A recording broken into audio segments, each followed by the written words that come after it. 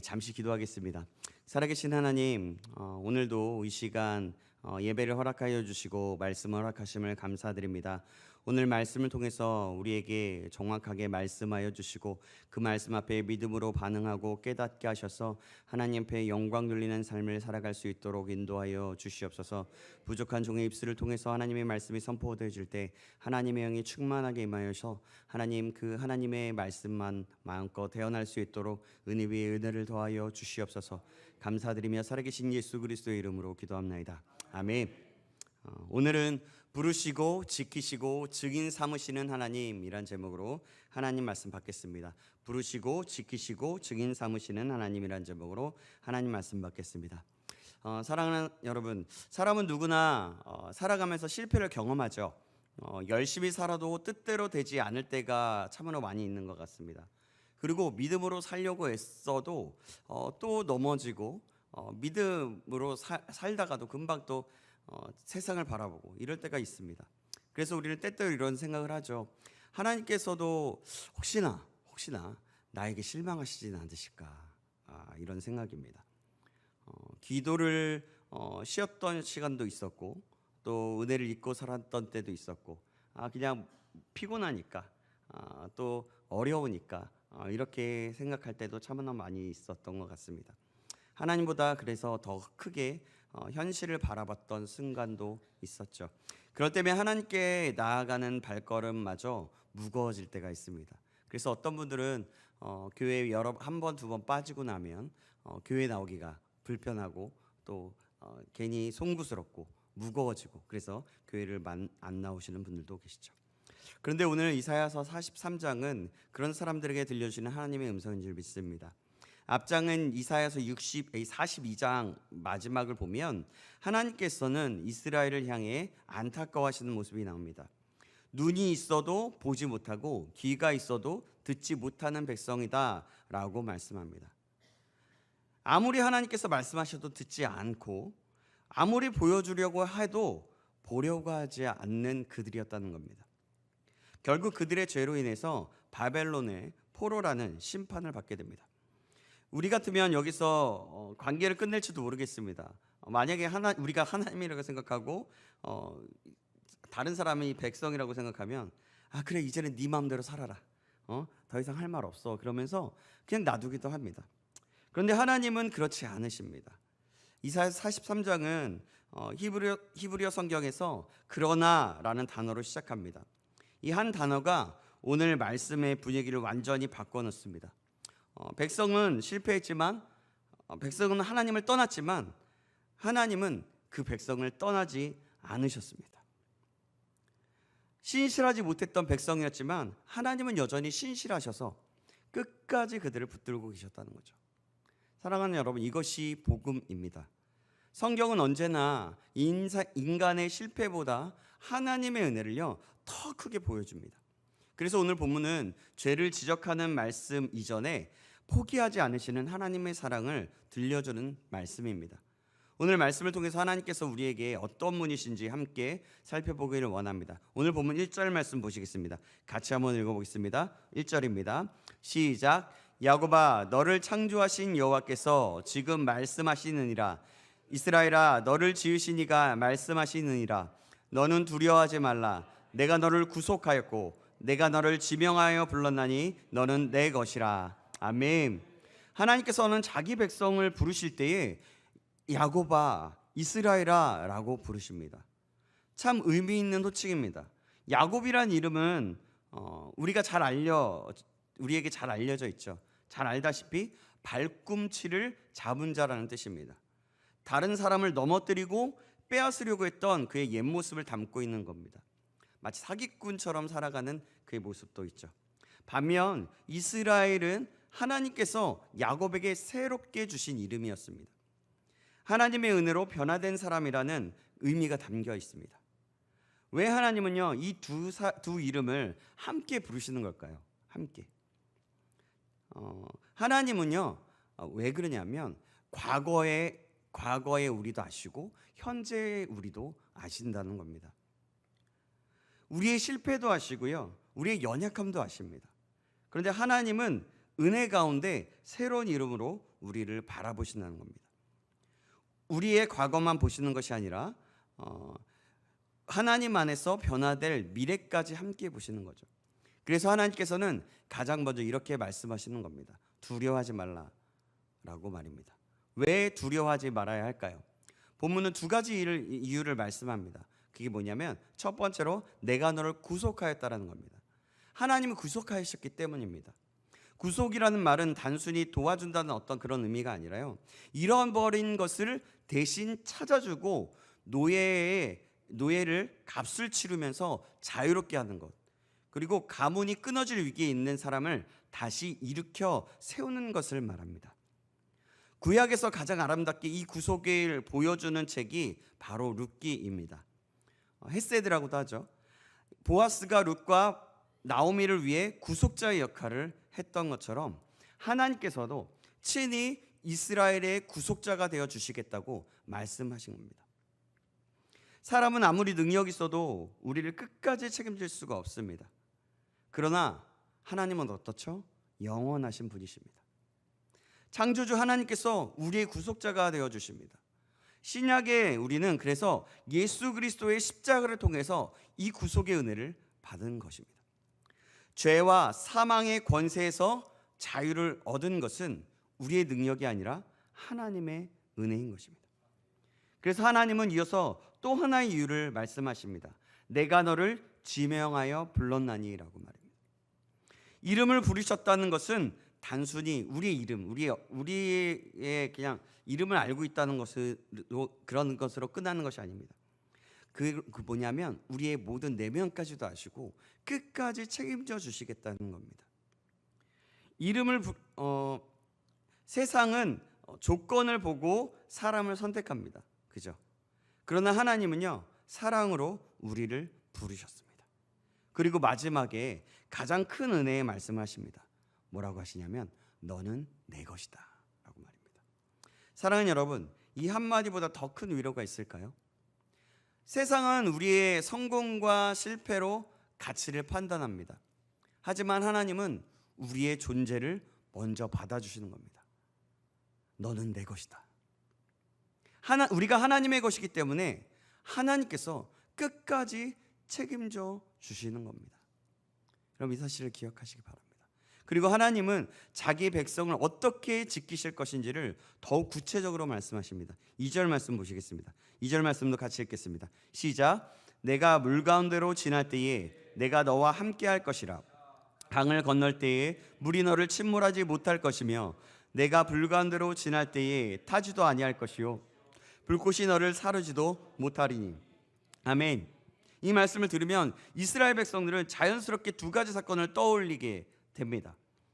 아마 그랬을 겁니다. 하나는 뭐냐면 모세를 따라 홍해를 건넜던 사건입니다. 그죠? 또 하나는 여호수아를 따라서 어디를 건넜습니까? 요단강을 건넜습니다. 그 사건입니다. 그 두 가지 그 사건과 또한 불은 그 광야에서 낮에 뜨거운 태양과 같은 그 혹독한 시련을 떠올리게 합니다. 그러니까 물과 불은 실제 사건을 가리키기도 하지만 동시에 인생에서 만나는 모든 환난과 고난을 상징하기도 하는 것입니다. 우리도 흔히 이렇게 얘기하지 않습니까? 산전수전 다 겪었다라는 말을 합니다.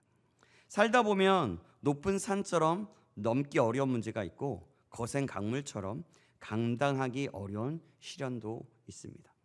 때로는 불길 속에 걷는 것처럼 마음이 타들어가는 시간도 있고요.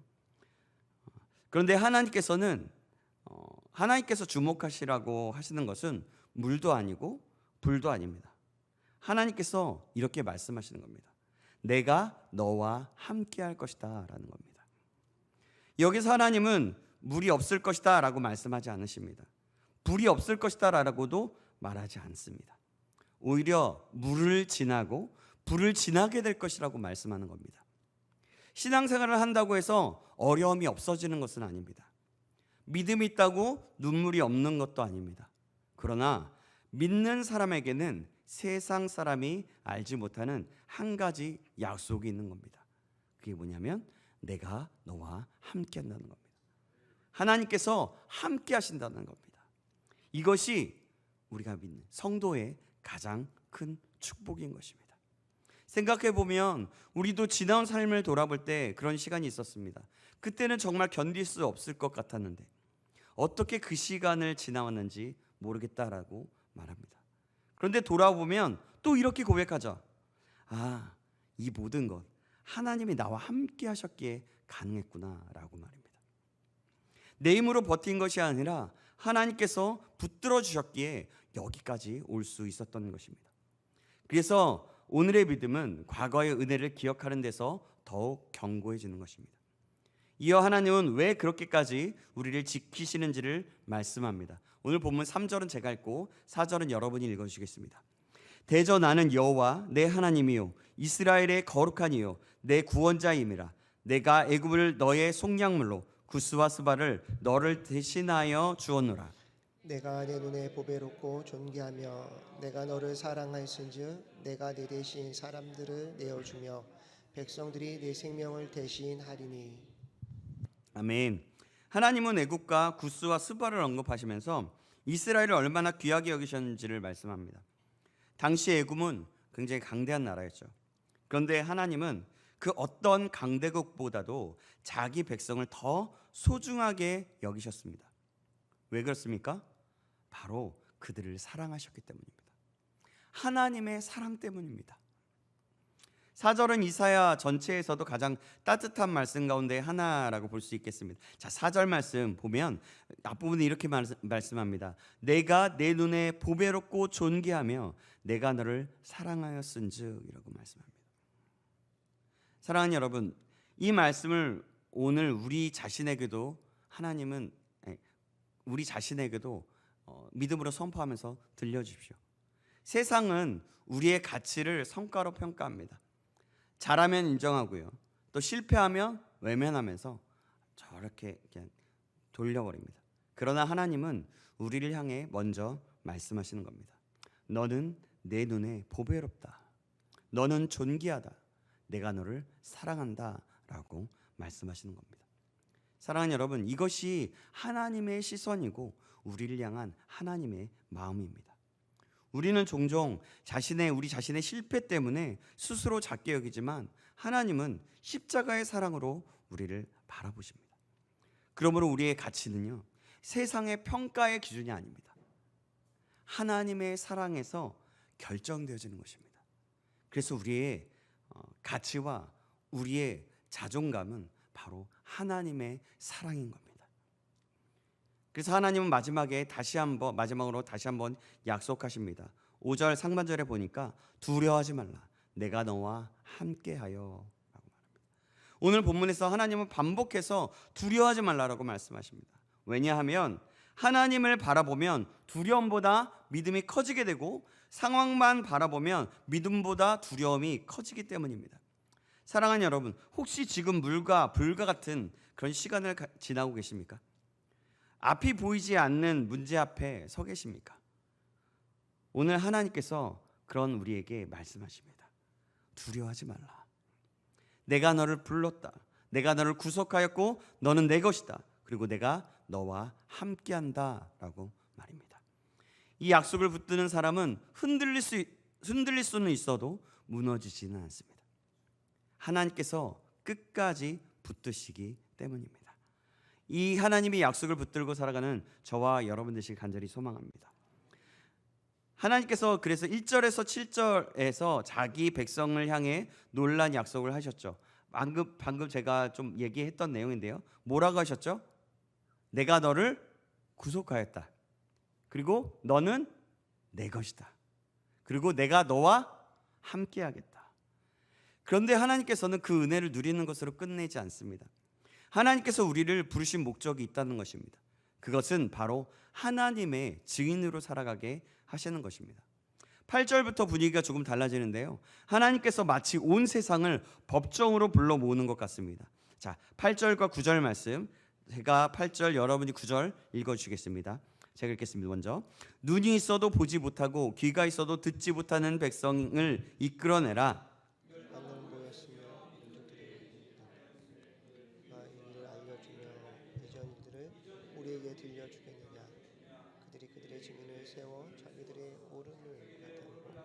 듣는 자들이 옳다고 말하게 하여 보라. 아멘. 하나님께서는 모든 민족을 불러 모으시고 계십니다. 자, 그리고 말씀하시는 거죠. 너희가 섬기는 신이 참 신이라면 증인을 세워보라는 겁니다. 그 신이 역사를 주관했다는 것을 증명해 보라는 겁니다. 근데 어떻습니까? 아무도 증명해내지 못합니다. 왜 그렇습니까? 우상은요, 살아있는 신이 아니기 때문입니다. 형상처럼 보이고 입이 있어도 말도 못하고요, 눈이 있어도 보지 못하고 귀가 있어도 듣지 못합니다. 사람이 만든 우상은 사람을 구원할 수 없습니다. 오늘 우리의 시대도 크게 다르지 않습니다. 사람들은 하나님 대신에 다른 것을 붙들며 살아갑니다. 돈이 있으면 안전할 것 같다고 생각합니다. 돈이 있으면 다 되는 세상이기 때문에 그렇죠. 그리고 높은 권력, 높은 자리에 오르면 행복할 것이라고 생각합니다. 그래서 길을 쓰고 높은 자리에 오르려고 하잖아요. 또 능력이 있으면 모든 문제가 해결될 것처럼 생각합니다. 그러나 시간이 지나면 알게 되는 거죠. 돈도 우리를 끝까지 책임질 수 없고, 건강도 영원하지 못하고요, 사람도 늘 변하기 쉽다라는 겁니다. 그러나 영원하지 않으신 분은 오직 하나님 한 분이십니다. 그래서 하나님께서 10절에서 이렇게 말씀하시는 겁니다. 10절 말씀 제가 읽겠습니다. 나 여호와가 말하노라. 너희는 나의 증인, 나의 종으로 택함을 입었나니 이는 너희가 나를 알고 믿으며 내가 그인 줄 깨닫게 하려 함이라. 나의 전에 지음을 받은 신이 없었느니라. 나의 후에도 없으리라. 아멘. 참으로 놀라운 말씀이죠. 하나님은 이스라엘을 단지 구원받은 백성으로만 부르지 않으셨습니다. 너희는 나의 증인이다. 증인은 무엇을 하는 사람입니까? 자신이 직접 보고 듣고 경험한 사실을 말하는 사람입니다. 법정에서 증인은 추측을 말하지 않습니다. 직접 경험한 사실을 증언합니다. 그죠? 마찬가지입니다.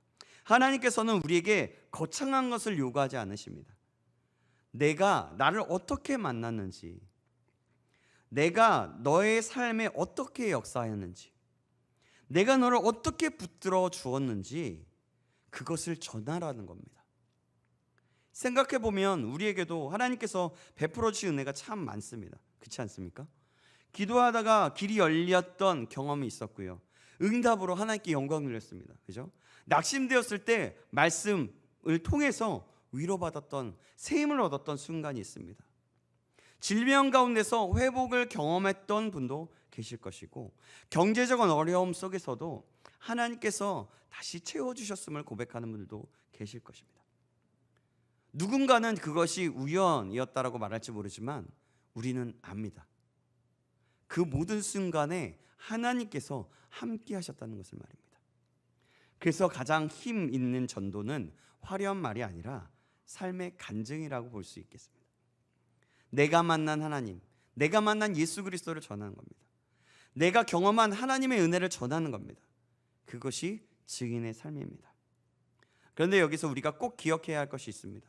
하나님은 완벽한 사람을 증인으로 부르지 않으셨다는 겁니다. 아브라함도 실수했고, 모세도 두려워하면서 그도 실수를 경험했고요, 다윗도 넘어졌습니다. 베드로는 어떻습니까? 예수님을 3번이나 부인했습니다.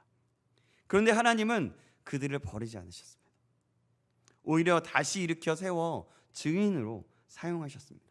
왜 그렇습니까? 증인은 완벽한 사람이 아니라 은혜를 경험한 사람이기 때문입니다. 그래서 나는 부족해서 하나님께 쓰임받을 수 없습니다 라는 말은요, 겸손처럼 들릴 수 있지만 사실은 하나님의 은혜를 제한하는 생각일 수 있습니다. 하나님은 부족한 사람을 붙드시고 그 사람을 통해서 하나님의 살아계심을 나타내시는 분이십니다. 11절과 11절에서 하나님은 다시 한번 분명하게 말씀합니다. 제가 11절, 여러분이 12절 읽어주시기 바랍니다. 나는 여호와라. 나 외에 구원자가 없느니라. 내가 알려주었으며 구원하였으며 다른 신이 없나니 그러므로 너희는 나의 증인이요 나는 하나님이니라. 여호와의 말씀이니라. 아멘. 이 말씀을 보면 하나님의 역사는 3단계로 볼 수 있습니다. 먼저 말씀하셨고요, 그 말씀대로 구원하셨고요, 마침내 백성들이 직접 그것을 보게 하셨습니다. 그래서 이스라엘은 하나님의 증인이 될 수밖에 없었습니다. 오늘 우리도 마찬가지입니다. 하나님께서는 말씀으로 우리를 부르셨습니다.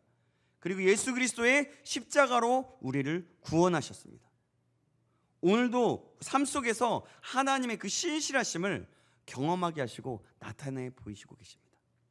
그러므로 우리는 교회 안에서만 그리스도인이 아니라 가정에서, 직장에서, 또한 내가 있는 그곳에서 우리의 말과 행동을 통해서 하나님을 드러내는 사람들이 되어야 하는 것입니다.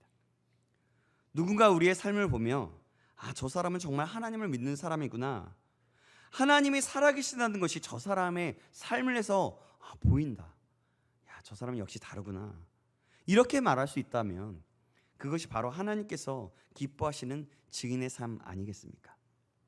자, 그리고 하나님은 마지막으로 우리에게 큰 용기를 주십니다. 13절 말씀입니다. 13절 말씀 제가 읽겠습니다. 과연 태초로부터 나는 그이니 내 손에서 건질 자가 없도다. 내가 행하리니 누가 막으리요. 아멘. 얼마나 큰 힘이 되는 말씀입니까? 세상은 하나님의 역사가 멈춘 것처럼 보일 때가 있습니다. 하지만 하나님은 한 번도 쉬신 적이 없으십니다. 하나님께서 시작하신 일은 아무도 막을 수 없습니다. 그래서 성도 우리는 현실만 바라보는 사람이 아니라 하나님께서 행하실 일을 기대하며 살아가는 사람입니다. 사랑하는 여러분, 하나님은 오늘도 우리를 부르시고 우리를 지키시며 세상 속에서 하나님의 살아계심을 나타내는 증인으로 세우십니다.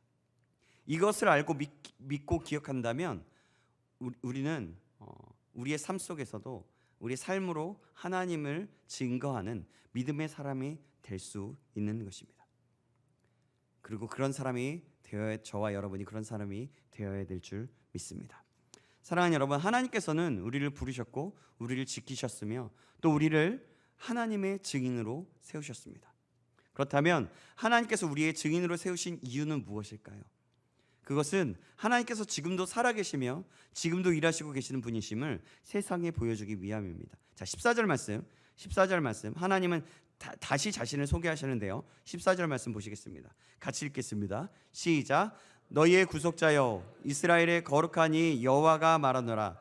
너희를 위하여 내가 바벨론에 사람을 보내어 모든 갈대아 사람에게 자기들이 연락하던 배를 타고 도망하여 내려가게 하리라. 아멘. 여러분, 참 놀라운 것은 하나님께서 여기에서도 자신을 구속자라고 부르신다는 것입니다. 이스라엘은 바벨론의 포로가 되었습니다. 나라를 잃었고요, 성전을 잃었고 희망도 잃었습니다.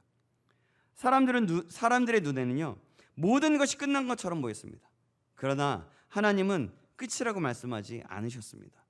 나는 여전히 너희의 구속자다라고 말합니다. 사람은 포기해도 하나님은 포기하지 않으신다는 겁니다. 환경이 달라졌다고 하나님의 사랑이 달라지는 것도 아닙니다. 하나님은 여전히 자기 백성을 붙들고 계셨습니다. 그리고 하나님은 바벨론을 심판하시고 포로된 백성을 다시 돌아오게 하실 것을 약속하셨습니다. 사람의 눈에는 바벨론이 강해 보였지만 하나님의 손에서는 하나의 도구에 불과했습니다. 사랑하는 여러분, 우리에게도 각자 바벨론이 있을 줄 압니다. 오랫동안 해결되지 않은 문제, 계속되어지는 질병, 가정의 어려움과 경제적인 부담, 기도해도 쉽게 바뀌지 않는 현실들입니다. 그런데 하나님은 오늘 우리에게 다시 한번 말씀하는 거죠. 너의 문제보다 내가 더 크다라고 말씀하는 겁니다. 사랑하는 여러분, 하나님이 문제보다 크십니다. 아멘. 우리 하나님이 이 세상의 어떤 것보다 더 크신 분이십니다. 그래서 우리가 바라보는 것은 문제가 아니라 문제보다 크신 하나님이어야 하는 겁니다. 이어 하나님은 이스라엘이 가장 자랑스럽게 여겼던 구원의 사건을 말씀하십니다. 16절 말씀 보면 이렇게 말씀합니다. 제가 읽겠습니다. 나 여호와가 이같이 말하노라. 바다 가운데에 길을, 큰 물 가운데에 지름길을 내고. 아멘. 이 말씀은 출애굽 사건을 떠올리게 하는데요, 홍해를 가르치고 이스라엘 구원하셨던 그 하나님을 다시 기억하게 하시는 것입니다. 그런데 이어지는 18절 말씀은 조금 또 좀 의외처럼 보이게 되는데요. 이렇게 18절은 이렇게 말씀합니다. 너희는 이전 일을 기억하지 말며 옛날 일을 생각하지 말라라고 말씀하십니다. 이 말씀은 무슨 뜻일까요? 과거의 은혜를 잊으라는 말씀이 아닙니다. 과거의 은혜에만 머물러 있지 말라는 것입니다. 이스라엘은 늘 출애굽만 이야기했습니다. 그걸 기억했습니다.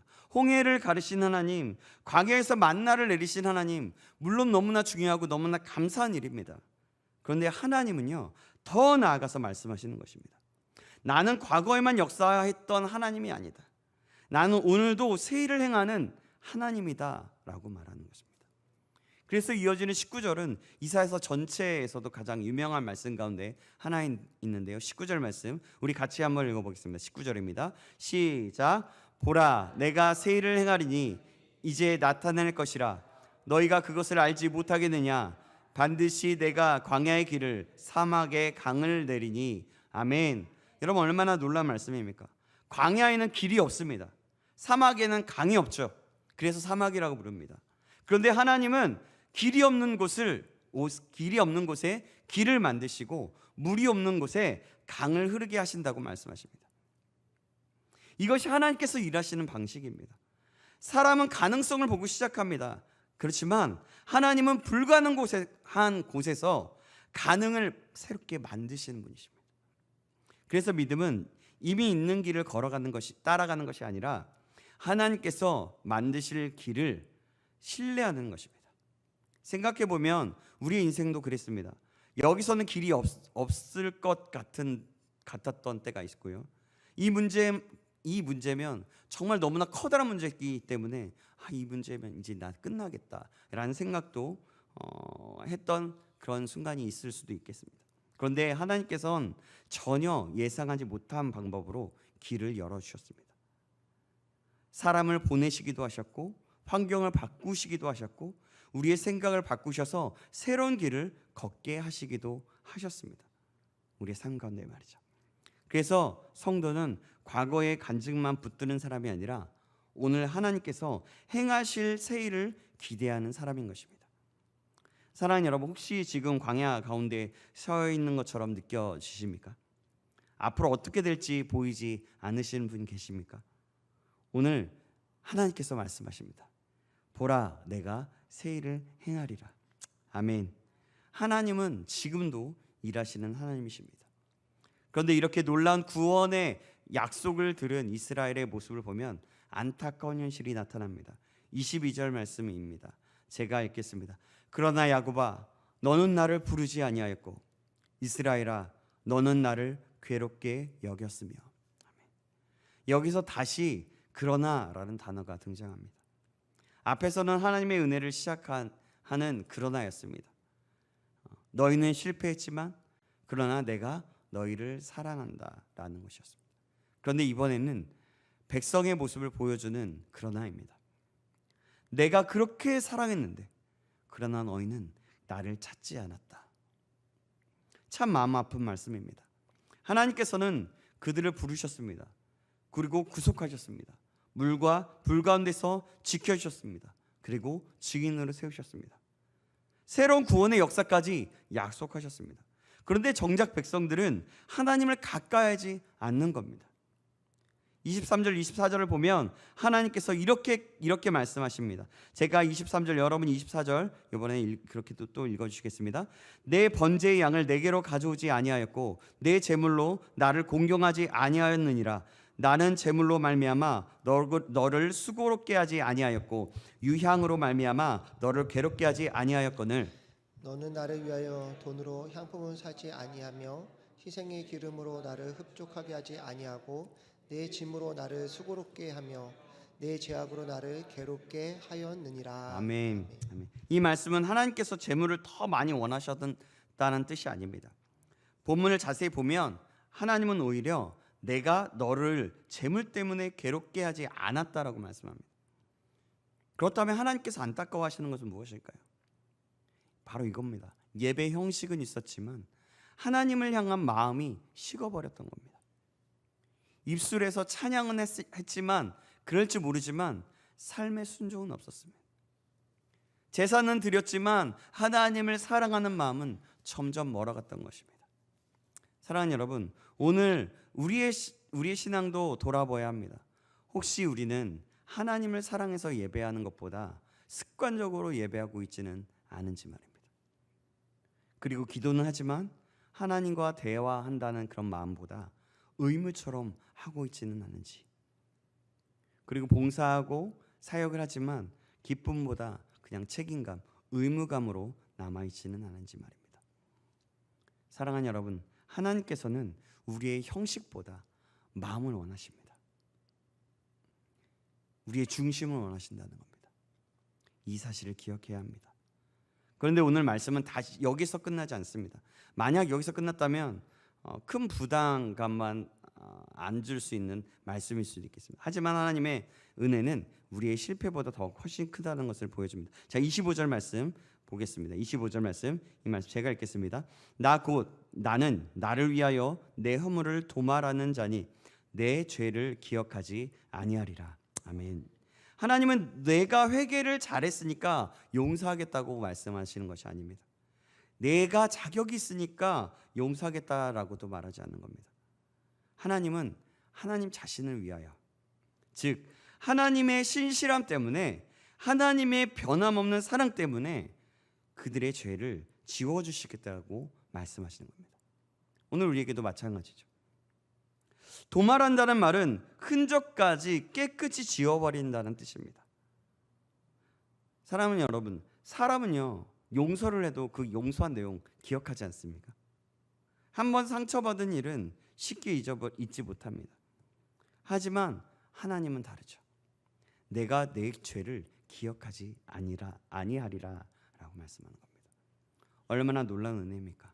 이 말씀은 결국 예수 그리스도의 십자가를 바라보게 하는 겁니다. 우리가 하나님을 먼저 찾은 것이 아니라 예수님께서 먼저 우리를 찾아오셨습니다. 우리가 아직 죄인 되었을 때에 그리스도께서 우리를 위하여 십자가를 지셨습니다. 그래서 우리의 죄가 용서받았고 하나님은 더 이상 우리의 죄를 기억하지 않으십니다. 이것이 우리가 알고 있고 붙드는 복음인 것입니다. 28절에서는 죄에 대한 심판도 말씀하십니다. 하나님은 죄를 가볍게 여기시는 분이 아니시기 때문입니다. 죄는 반드시 책임이 따릅니다. 대가지불이 있어야 됩니다. 그러나 심판이 하나님의 마지막 말씀이 아니었습니다. 이사야서를 계속 읽어가다 보면요, 하나님은 다시 회복을 약속하시고 메시아를 보내실 것을 약속하고 있습니다. 왜냐하면 하나님의 사랑은 완전하고 우리의 실패보다 크시기 때문입니다. 사랑하는 여러분, 오늘 우리는 이사야서 43장을 통해서 하나님이 어떤 분이신지를 다시 보았습니다. 하나님은 우리를 부르시는 하나님이십니다. 우리가 먼저 하나님을 찾은 것이 아니라 하나님께서 먼저 우리의 이름을 부르시고 아셨다는 겁니다. 그리고 하나님은 우리를 지키시는 하나님이십니다. 물관들을 지나고 불관들을 지나더라도 우리를 홀로 두지 않으십니다. 또한 하나님은 우리를 증인으로 삼으시는 하나님이십니다. 우리를 구원하신 은혜를 세상 가운데 나타나며 살아가도록 부르셨다는 것입니다. 그리고 오늘 말씀은 마지막으로 우리에게 큰 위로를 주는 겁니다. 우리가 넘어질 때도 하나님은 우리를 포기하지 않으신다는 것입니다. 우리가 신실해서가 아니라, 신실해서 여기까지 온 것이 아니라 하나님께서 신실하셨기 때문에 지금 이 자리에 있을 수 있다는 것입니다. 그래서 오늘도 이 하나님의 음성을 듣고 아멘으로 화답하시기 바랍니다. 두려워하지 말라. 보라, 내가 새 일을 행하리라. 너는 내 것이라. 사랑하는 여러분, 계속되어지는 하루하루의 이 약속을 꼭 붙드시기 바랍니다. 우리의 현실보다 하나님은 더 크십니다. 우리의 실패보다 하나님의 은혜가 더 큽니다. 우리의 죄보다 예수 그리스도의 십자가가, 그 십자가의 은혜가 더 큰 것입니다. 그러므로 사랑하는 여러분, 낙심하지 마시기 바랍니다. 하나님께서 우리를 부르셨고 오늘도 지키시며 끝까지 하나님의 증인으로 사용하실 것입니다. 이 믿음으로 승리하는 저와 여러분 모두가 되시길 주님의 이름으로 축원합니다. 기도하겠습니다. 사랑과 은혜가 풍성하신 하나님 아버지, 오늘도 이사야서 43장의 말씀을 통해서 우리를 향하신 하나님의 변함없는 사랑을 다시 말씀하여 주심을 감사드립니다. 우리를 먼저 부르시고 우리 이름을 아시어서 너는 내 것이라 말씀하여 주시는 그 은혜를 잊지 않게 하여 주시옵소서. 인생의 물과 불 같은 시간을 지날 때에도 두려워하지 않게 하시고 언제나 우리와 함께 하시는 주님을 더욱 신뢰하게 하여 주시옵소서. 우리를 하나님의 증인으로 세우셨으니 말뿐만이 아니라 삶으로 예수 그리스도를 나타내는 믿음의 사람들이 될 수 있도록 인도하여 주시옵소서. 그래서 주님이 함께 하시는 힘의 능력을 가지고 날마다 우리를 붙드시고 인도하시는 신실하신 하나님께 영광 돌리며 그 뜻을 나타내며 살아갈 수 있도록 인도하여 주시옵소서. 살아계신 우리 주 예수 그리스도의 이름으로 기도합나이다. 아멘.